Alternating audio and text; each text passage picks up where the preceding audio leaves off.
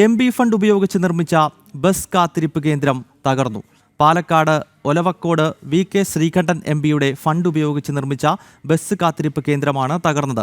Palakkad junction railway സ്റ്റേഷന് മുന്നിലായി 2021 ഒക്ടോബറിലാണ് bus കാത്തിരിപ്പ് കേന്ദ്രം നിർമ്മിച്ചത്. 10 ലക്ഷത്തോളം രൂപ ചെലവാക്കി ബസ് കാത്തിരിപ്പ് കേന്ദ്രം നിർമ്മിച്ചത് നേരത്തെ വലിയ വിമർശനങ്ങൾക്ക് വഴിവെച്ചിരുന്നു. വിവരങ്ങളുമായി അരുൺ ആലത്തൂരാണ് ചേരുന്നത്. അരുൺ, പറയൂ.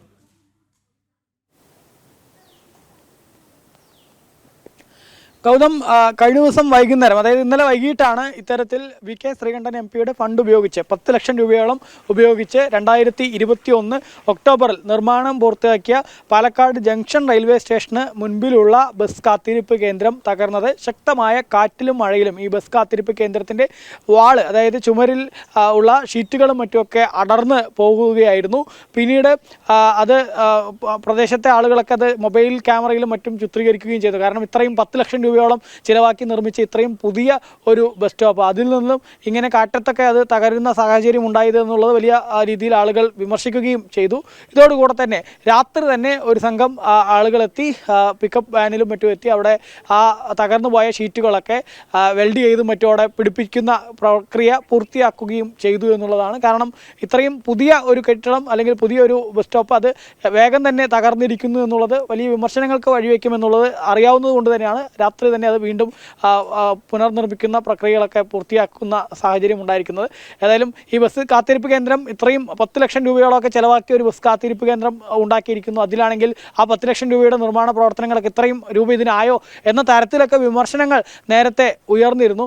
അങ്ങനെ വിമർശനങ്ങൾ ഉയർന്ന ആ ബസ് കാത്തിരിപ്പ് കേന്ദ്രത്തിലാണ് ഇപ്പോൾ ഒരു കാറ്റും മഴയും വരുമ്പോഴേക്കും അതിൻ്റെ ചുവരൊക്കെ തകർന്നു വീണിരിക്കുന്നത്. അരുൺ, മറ്റൊരു റിപ്പോർട്ട് കൂടി അരുണിൽ നിന്നും തേടേണ്ടതുണ്ട്. അതായത് മഴക്കെടുതിയിൽ ശക്തമായ നാശനഷ്ടം പാലക്കാട് ജില്ലയുടെ വിവിധ ഭാഗങ്ങളിൽ ഉണ്ടായതായി മനസ്സിലാക്കാൻ കഴിയുന്നുണ്ടല്ലോ.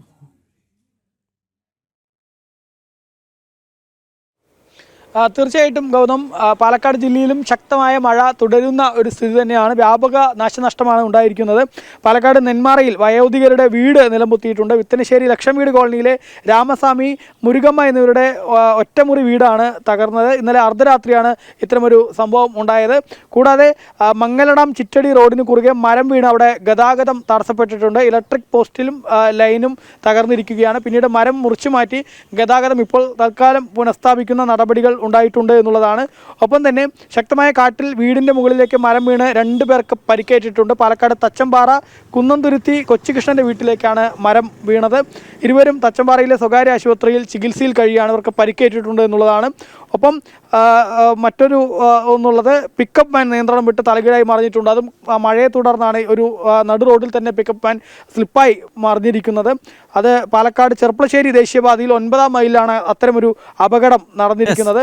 കൂടാതെ ഈ ആളിയാർ ഡാം ശക്തമായ മഴയിൽ വലിയ നാശനഷ്ടങ്ങൾ ഉണ്ടായി എന്നാണ് അരുൺ ആലത്തൂർ പാലക്കാട് നിന്നും റിപ്പോർട്ട് ചെയ്യുന്നത്.